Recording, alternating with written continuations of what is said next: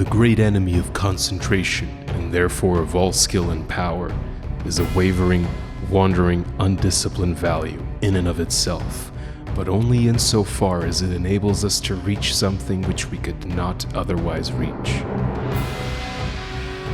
In like manner, concentration is that which enables the mind to accomplish with ease that which it would be otherwise impossible to accomplish. But of itself, it is a dead thing and not a living accomplishment.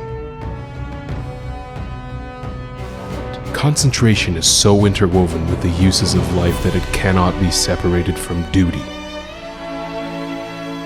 He who tries to acquire it apart from his task, his duty, will not only fail, but will diminish and not increase his mental control and executive capacity, and so render himself less and less fit to succeed in his undertakings.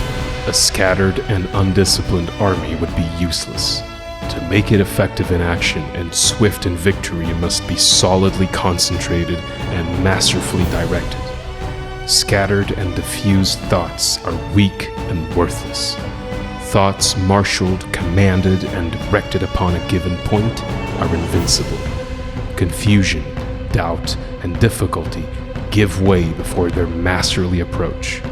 Concentrated thought enters largely into all successes and informs all victories. Each man is the builder of himself. If he is the occupant of a jerry-built hovel of a mind that lets in the rains of many troubles, and through which blow the keen winds of oft-recurring disappointments, let him get to work to build a more noble mansion which will afford him better protection against these mental elements. Trying to weakly shift the responsibility for his jerry-building onto someone else, or his forefathers, or anything or anybody but himself, will neither add to his comfort nor help him to build a better habitation. Pleasure has its own place and time, but its consideration should not be allowed to enter the mind during those hours which should be devoted to duty. Those who, while engaged in their worldly task, are continually dwelling upon anticipated pleasures, cannot do otherwise than bungle through their work or even neglect it when their pleasure seems to be at stake. Thoroughness consists in doing little things as though they were the greatest things in the world. That the little things of life are of primary importance is a truth not generally understood, and the thought that little things can be neglected, thrown aside, or slurred over is at the root of that lack of thoroughness which is so common and which results in imperfect work and unhappy lives.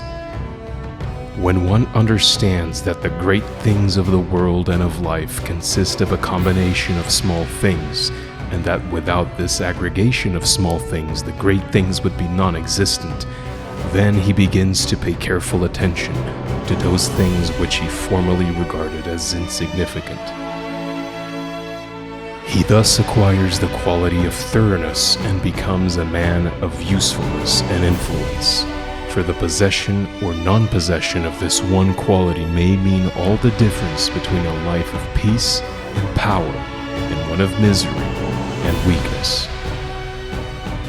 Every employer of labor knows how comparatively rare this quality is, how difficult it is to find men and women who will put thought and energy into their work and do it completely and satisfactorily. Bad workmanship abounds. Skill and excellence are acquired by few. Thoughtlessness, carelessness, and laziness are such common vices that it should cease to appear strange that, in spite of social reform, the ranks of the unemployed should continue to swell, for those who scamp their work today will, another day, in the hour of deep necessity, look and ask for work in vain. The increased strength of will which is gained by success in overcoming bad habits enables one to initiate good habits, for while the conquering of a bad habit requires merely strength of purpose, the forming of a new one necessitates the intelligent direction of purpose. To do this, a man must be mentally active and energetic and must keep a constant watch upon himself. Thoroughness is a step in the development of the will which cannot be passed over. Slipshod work is an indication of weakness. Perfection should be aimed at, even in the smallest task. By not dividing the mind, but giving the whole attention to each separate task as it presents itself, singleness of purpose and intense concentration are gradually gained. Two mental powers which give weight and worth of character and bring repose and joy to their possessor. Idleness and a strong will cannot go together, and procrastination is a total barrier to the acquisition of purposeful action. Nothing should be put off until another time, not even for a few minutes.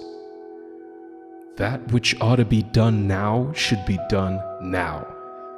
This seems a little thing, but it is of far-reaching importance. It leads to strength, success, and peace. The man who is to manifest a cultivated will must also live by certain fixed rules. He must not blindly gratify his passions and impulses, but must school them to obedience. He should live according to principle and not according to passion.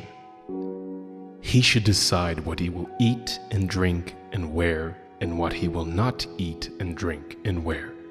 How many meals per day he will have, and at what times he will have them, at what time he will go to bed, and what time get up.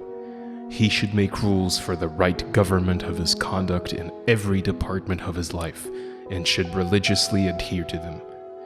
To live loosely and indiscriminately, eating and drinking and sensually indulging at the beck and call of appetite and inclination, is to be a mere animal, and not a man with will and reason. The beast in man must be scourged and disciplined and brought into subjection, and this can only be done by training the mind and life on certain fixed rules of right conduct.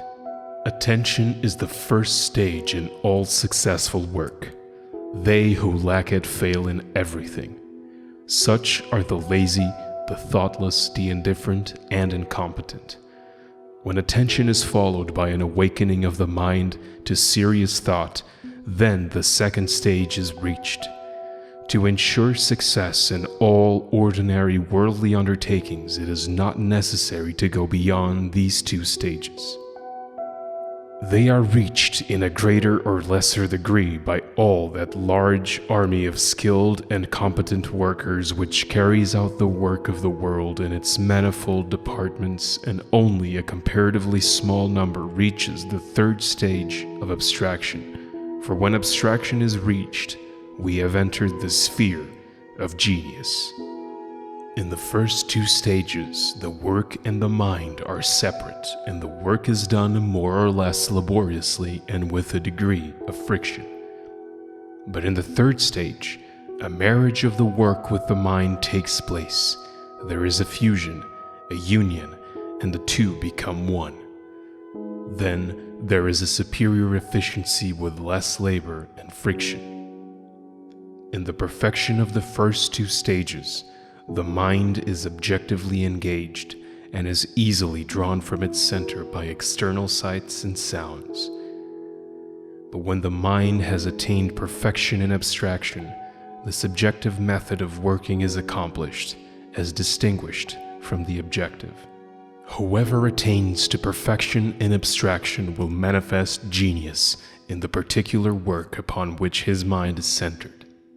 Inventors, artists, poets, scientists, philosophers, and all men of genius are men of abstraction.